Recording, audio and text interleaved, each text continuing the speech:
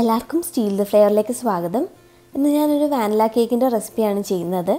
ഇതിനു വേണ്ടിയിട്ട് ഞാനൊരു 100 ഗ്രാം ബട്ടർ എടുത്തിട്ടുണ്ട്. റൂം ടെമ്പറേച്ചറിലുള്ള ബട്ടർ എടുക്കാൻ പ്രത്യേകം ശ്രദ്ധിക്കുക. ഇവിടെ ഇപ്പോൾ എനിക്ക് നല്ല ചൂട് ക്ലൈമറ്റ് ആയതുകൊണ്ട് ഈ ബട്ടർ മെൽറ്റ് ആവാൻ തുടങ്ങിയിട്ടുള്ളത്. നമുക്കിനി ഇതൊരു ബൗളിനകത്തോട്ട് ചേർത്ത് കൊടുത്ത് നന്നായിട്ടൊന്ന് ബീറ്റ് ചെയ്തെടുക്കാം. പിന്നെ ഞാൻ നന്നായിട്ടൊന്ന് ബീറ്റ് ചെയ്തെടുത്തിട്ടുണ്ട്. ഇനി ഇതിനകത്തോട്ട് ചേർക്കാൻ വേണ്ടിയിട്ട് ഞാനൊരു 1/4 കപ്പ് പഞ്ചസാര എടുത്ത് നന്നായിട്ടൊന്ന് പൊടിച്ചു വെച്ചിട്ടുണ്ട്. അതും കൂടി ചേർത്ത് കൊടുത്ത് നന്നായിട്ടൊന്ന് മിക്സ് ചെയ്തെടുക്കാം. ഈ ബട്ടറും പഞ്ചസാരയും എല്ലാം കൂടി നന്നായിട്ടൊന്ന് യോജിച്ച് വരണം. ഇപ്പോൾ ഇത് നന്നായിട്ട് യോജിച്ച് വന്നിട്ടുണ്ട്. ഇനി ഇതിനകത്തോട്ട് 2 മുട്ട ചേർത്ത് കൊടുക്കണം. ഓരോ മുട്ട ചേർത്ത് കൊടുത്ത് മിക്സ് ചെയ്തിട്ട് മാത്രമേ അടുത്തത് ചേർത്ത് കൊടുക്കാവൂ. അപ്പോൾ ആദ്യത്തെ മുട്ട ചേർത്ത് കൊടുത്ത് നന്നായിട്ടൊന്ന് മിക്സ് ചെയ്തെടുത്തിട്ടുണ്ട്. നമുക്കിനി അടുത്തേം കൂടി ചേർത്ത് കൊടുക്കാം. ഇപ്പോൾ മുട്ട 2 ചേർത്ത് കൊടുത്ത് നന്നായിട്ട് മിക്സ് ചെയ്ത് വെച്ചിട്ടുണ്ട്. ഇനി ഇതിനകത്തോട്ട് നമുക്ക് വാനില എസൻസ് ചേർത്ത് കൊടുക്കാം. 1 ടീസ്പൂൺ വാനില എസൻസ് ചേർത്ത് കൊടുക്കുന്നുണ്ട്. ഈ വാനില എസൻസ് ചേർത്ത് കൊടുത്തു കഴിഞ്ഞാൽ ഈ എഗ്ഗിൻ്റെ മണമൊന്നും അധികം പുറത്തോട്ട് വരത്തില്ല. ഇപ്പോൾ വാനില ഇഷ്ടമല്ലെങ്കിൽ നമുക്കിതിന് പകരം ഏലക്ക പൊടിച്ച് ചേർത്താലും മതിയാവും. അതും നല്ല ടേസ്റ്റ് തന്നെ ആയിരിക്കും. ഇപ്പോൾ ഇതെല്ലാം നന്നായിട്ട് മിക്സ് ചെയ്തെടുത്തിട്ടുണ്ട്. നമുക്കിനി ഇത് മാറ്റി വെച്ചിട്ട് നമ്മുടെ ഡ്രൈ ഇൻഗ്രീഡിയൻസ് എല്ലാം കൂടി മിക്സ് ചെയ്യാം. അതിനായിട്ട് ഞാനൊരു പാത്രത്തിന് മുകളിൽ ഒരു അരിപ്പ വെച്ചിട്ടുണ്ട്. ഇതിനകത്തോട്ട് 1 കപ്പ് മൈദാമാവ്, 1/2 ടീസ്പൂൺ ബേക്കിംഗ് പൗഡർ, 1 നുള്ളു ഉപ്പ് ഇത്രയും കൂടി ചേർത്ത് കൊടുത്ത് നന്നായിട്ടൊന്ന് ഇടഞ്ഞെടുക്കാം. ഈ മൈദയും ബേക്കിംഗ് പൗഡറും ഉപ്പും ഒക്കെ നല്ല ഈവനായിട്ട് മിക്സ് ആവാൻ വേണ്ടിയിട്ടാണ് ഇങ്ങനെ ചെയ്യുന്നത്.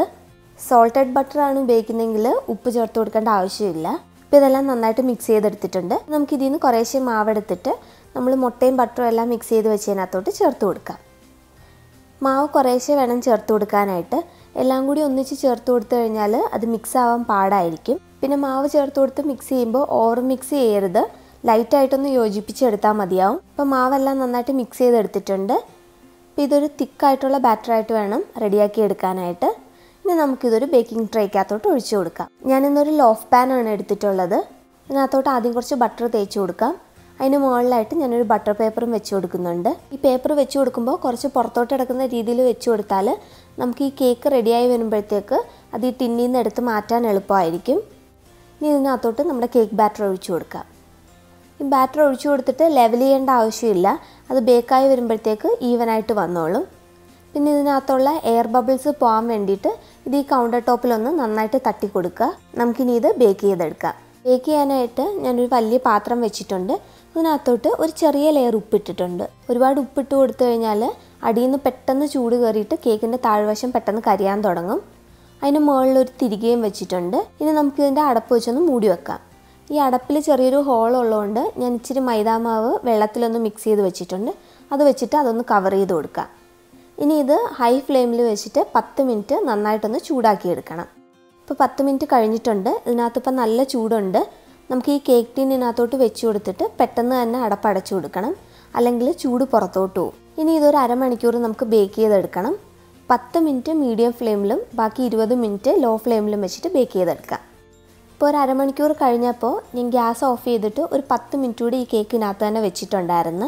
നമുക്കിതിൻ്റെ അകമൊക്കെ നന്നായിട്ട് വെന്തിട്ടുണ്ടോ എന്ന് അറിയാൻ വേണ്ടിയിട്ട് ഒരു സ്ക്യൂർ ഇൻസേർട്ട് ചെയ്ത് നോക്കാം. ഇപ്പോൾ സ്ക്യൂർ നല്ല ക്ലീനായിട്ട് വന്നിട്ടുണ്ട്. അതിനർത്ഥം കേക്ക് നന്നായിട്ട് കുക്കായിട്ടുണ്ടെന്നാൽ നമുക്കിനി ഇതിൽ നിന്ന് മാറ്റി വെക്കാം. ഇനി ഇത് നമുക്കൊന്ന് ചെറുതായിട്ട് തണുക്കുമ്പോഴത്തേക്ക് ഈ കേക്ക് ടിന്നിൽ നിന്ന് മാറ്റിയിട്ട് കട്ട് ചെയ്ത് നോക്കാം. അല്ലെങ്കിൽ കേക്ക് കട്ട് ചെയ്യുമ്പോൾ അത് പൊടിഞ്ഞു പോവും. ഇപ്പോൾ ഇതൊന്ന് ചെറുതായിട്ട് തണുത്തിട്ടുണ്ട്. നമ്മളിതിന് മുകളിൽ തൊട്ട് നോക്കുമ്പോൾ കയ്യിലൊന്നും ഒട്ടിപ്പിടിക്കുന്നില്ല. അതിനർത്ഥം കേക്ക് നല്ല കുക്കായിട്ടുണ്ടെന്നാൽ. ഇനി ഇത് ഈ ബട്ടർ പേപ്പറിൽ നിന്ന് മാറ്റിയിട്ട് നമുക്ക് ചെറിയ പീസായിട്ട് കട്ട് ചെയ്തെടുക്കാം. ഇപ്പോൾ ഈ കേക്കിൻ്റെ അകംഭാഗമൊക്കെ നന്നായിട്ട് കുക്കായിട്ടുണ്ട്. അടിഭാഗത്തൊക്കെ നല്ലൊരു ഗോൾഡൻ ഷെയ്ഡും വന്നിട്ടുണ്ട്. എന്നാൽ കരിഞ്ഞു പോയിട്ടുമില്ല. അപ്പോൾ എല്ലാവരും ഈ റെസിപ്പി ഒന്ന് ട്രൈ ചെയ്ത് നോക്കുക. ഇഷ്ടപ്പെട്ടാൽ ചാനൽ സബ്സ്ക്രൈബ് ചെയ്യാനും വീഡിയോസ് ലൈക്ക് ചെയ്യാനും കമൻറ്റ്സ് അറിയിക്കാനും മറക്കരുത്. Thank you.